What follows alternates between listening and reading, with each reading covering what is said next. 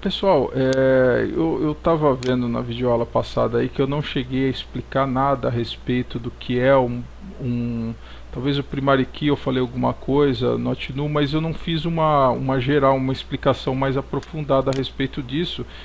E com relação a Foreign Key, né?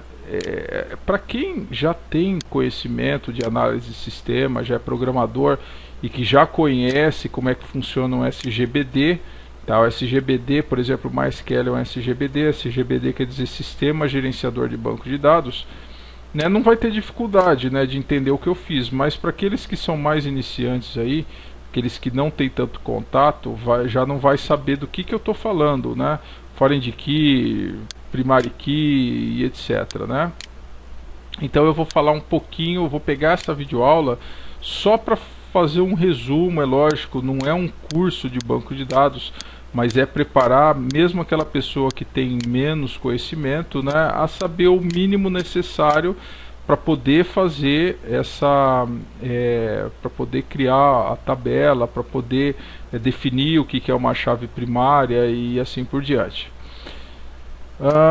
Então vamos lá. Primeira coisa, MySQL. MySQL é um SGBD. É um SGBD, como eu falei, um sistema gerenciador de banco de dados, onde a gente cria databases que, por sua vez, vão armazenar tabelas. Tá? No caso aqui, convar é o nome do meu database. Tá? Por que convar? Porque é o nome do projeto. Tá? Convar. Eu vou dar o nome do executável também de convar. Né? Vai ser convar.exe. Convar é vamos dizer assim, uma junção, né, da palavra controle com varejista, né? Então eu criei convar.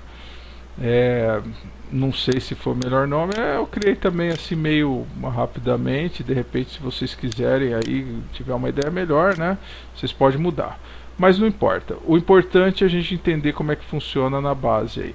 Então eu tenho o meu database com var. O database ele é um conjunto de tabelas, de tables, tá? A informação é gravada diretamente no database?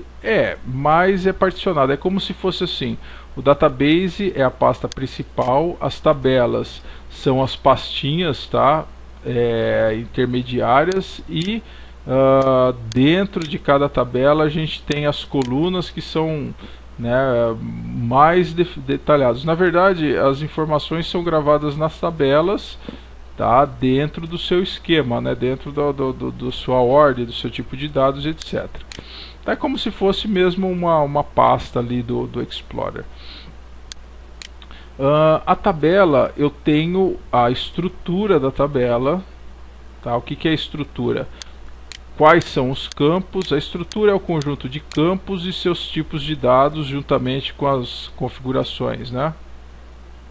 Então eu vou ter aqui a quantidade de colunas,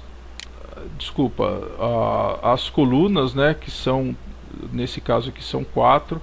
Nesse caso aqui também a gente colocou, eu chamo de campo ou colunas, né, ou coluna, né, de campos, né? Na verdade é um campo, isso daqui é um campo, né? Vem underline id é um campo. É um campo do tipo inteiro, int. O inteiro ele vai armazenar números, né, não decimais. 1, 2, 3, 4, 5 e assim por diante. Isso é o número inteiro. Então o código ele vai ser o número inteiro. Eu não vou ter o código 12,5. Tá? Então é o número inteiro. A gente vai ter a data da venda, que é um datetime. O tipo de dados é uma data e hora. Tá? Venda final, uma data e hora. A gente vai ter o código do cliente, que também é o inteiro. Tá? Para cada campo eu vou ter algumas propriedades que eu uso ou não. Por exemplo, eu estou vendo aqui que está errado, ele tinha que ter o autoincremento. Então eu tenho como definir se esse campo é uma chave primária, um primary key. Primary key é uma chave em que eu não posso ter mais do que na verdade é assim. Por exemplo, o lançamento ele vai ser um número sequencial, 1, 2, 3, 4, 5 e assim por diante. Eu não posso ter dois lançamentos com o mesmo número, número 1, ou número 2, ou número 3, não pode ter o número repetido. Tá? Então, para esse tipo de informação a gente chama de chave primária, ou primary key, né? Quando não há repetência. Tá? Ele vai formar uma chave onde não há repetência. Eu poderia, por exemplo, ter o número da venda mais a data, né? E eu junto os dois e formo uma primary key. Eu poderia ter o mesmo número, tá? Para venda, pode repetir o mesmo número, e pode ter a mesma data para vendas diferentes. O que eu não posso ter é o mesmo número da venda com a mesma data. Aí ele não vai deixar entrar. Aí o próprio banco de dados vai dar o erro. Tá? Nesse caso, seria uma chave, um primary key composto, né? Pessoalmente, eu não gosto de usar esse tipo de sistema de chave primária, a não ser que seja uma tabela de relacionamento, né? Uma tabela onde é N para N. Fora isso daí eu não uso, tá? Talvez a gente mexa lá na frente de tabela N para N. Então eu vou ter aqui o ID da venda, né? O número sequencial da venda. Eu tenho uma chave primária. Eu tenho que ele não vai ser nulo, ele nunca pode ser nulo, tá? Esse número nunca pode ser nulo, então ele não vai aceitar se for nulo. Por isso que existe esse campo. Unique index, quer dizer, é um índice único, não pode ter outro repetido. Sim, é uma chave primária, não pode ter número repetido. Então eu seleciono essa opção. Binário, coluna binária, eu nunca trabalhei com essa coluna binária, para falar a verdade, tá? Acredito eu que deva ter alguma coisa a ver com 0, 0, 1, 0, 0. Não trabalho com número binário, tá? Unsigned, né? Ou unsigned. Unsigned quer dizer que eu não trabalho com sinal, ele sempre vai ser sem o sinal. Por exemplo, eu não vou ter o código -1. Se eu ticar aqui, ó, eu não vou poder cadastrar o código de venda -1. Então ele está dizendo que eu nunca vou usar um sinal na venda. Para isso que existe esse campo.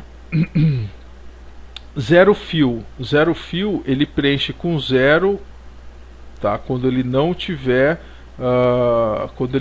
um valor definido lá no meu insert, né? No meu comando SQL no insert. Então ele preenche com 0 caso não tiver. Não vai ser o caso. Eu não quero que preencha com 0, tá? E autoincremental, o autoincremento, ele, nesse caso eu vou querer, tá? Ele vai gerar sempre um número sequencial para esse campo. Na verdade eu nem preciso definir o valor desse campo lá no insert, ele já gera automaticamente ele para mim. Venda data. Por que na vem data, nesse campo aqui vem data, eu coloquei que eu não quero que ele seja nulo, e no venda final eu admito nulo? Pelo seguinte, quando eu inicio uma venda, eu estou dizendo que obrigatoriamente eu tenho que definir qual que é a data e hora inicial daquela venda. Eu não permito uma data inicial nula, então toda venda iniciada vai ter a data e hora inicial. Porém, a data final ela pode ser nula. Por quê? Eu posso iniciar uma venda agora, nesse momento, tá? Só que eu não necessariamente eu finalizo ela. Então eu inicio agora, eu vou começar a lançar, daqui a 5 minutos eu lanço outro produto, daqui 10 eu lanço outro. Vamos colocar no caso aí, supor que fosse um barzinho, né?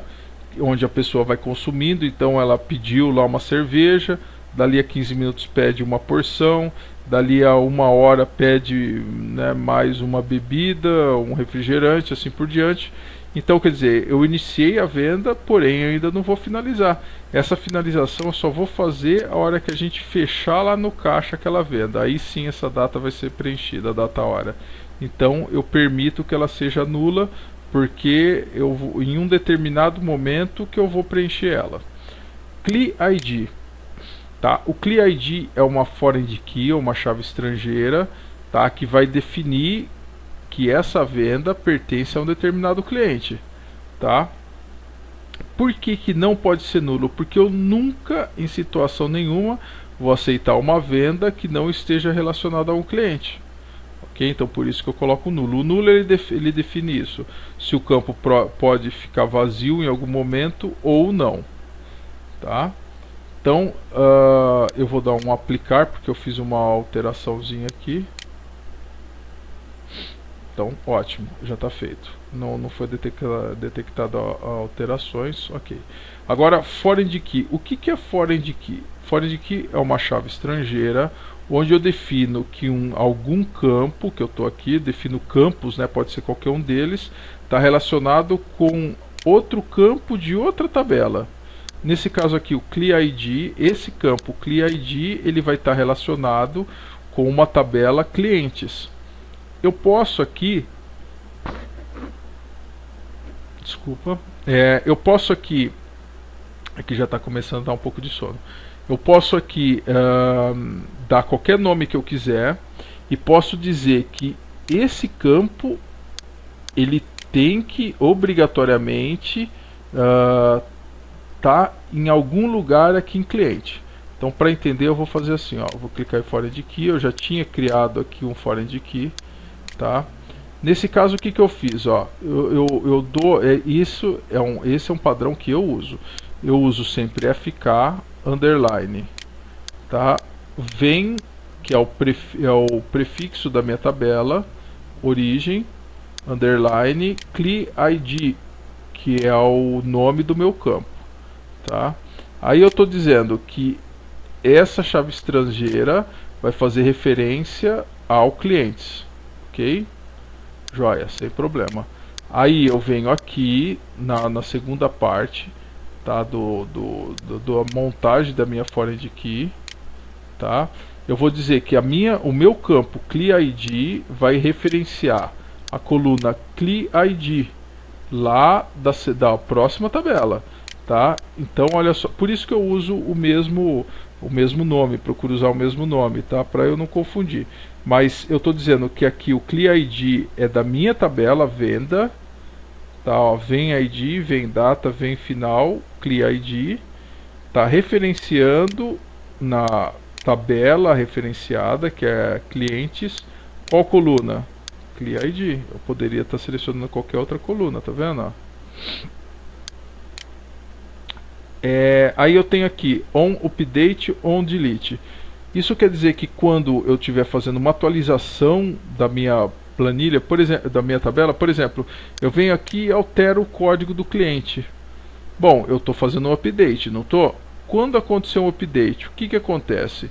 Eu altero, eu tenho algumas opções.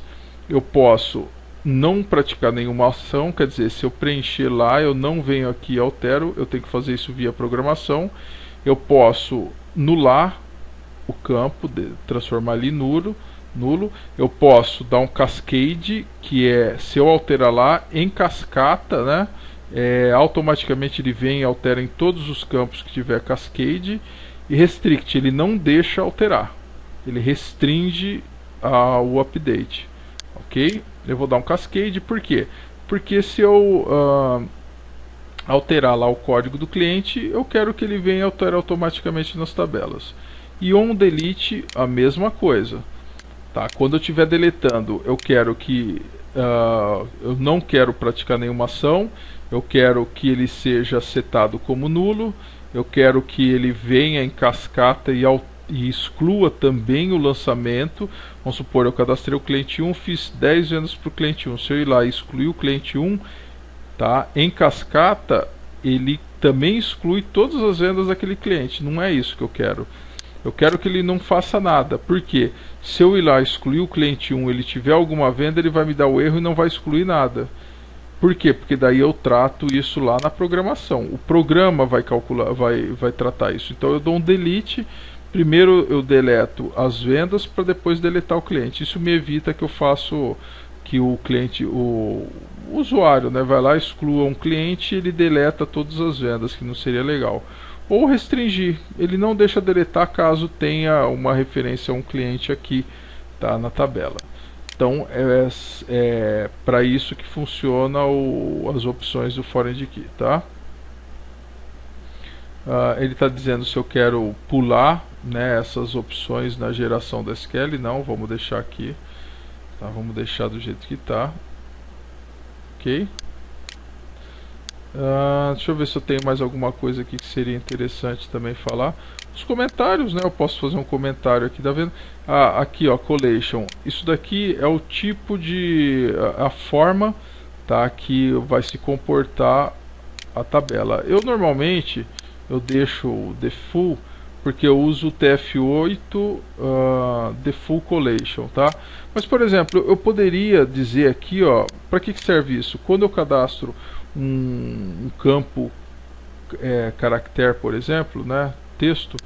Então aqui, por exemplo, eu poderia colocar case insensitive, né, que é ele não vai fazer diferença de maiúsculo para minúsculo, né? Eu posso colocar também case, eu não lembro qual que é esse daqui, que ele não faz diferença também para acento, pouco importa se tem acento ou não, tá?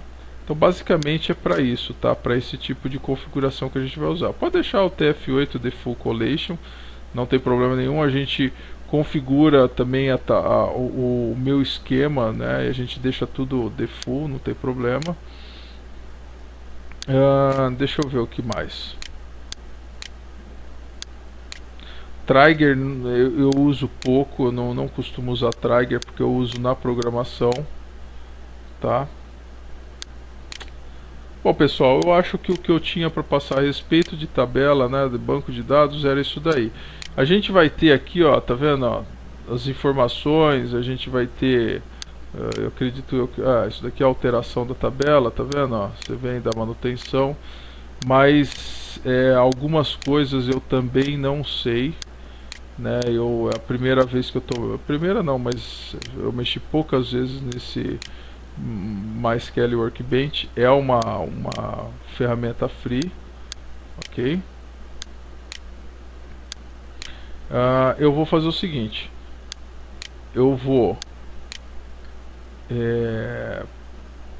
criar as outras tabelas, eu vou criar todas essas tabelas, vou copiar talvez os comentários ou não sei, né, essa parte aqui, porque dá trabalho, né? Vou criar todos os campos e vou deixar tudo em ordem aqui pra gente, juntamente com as chaves, né?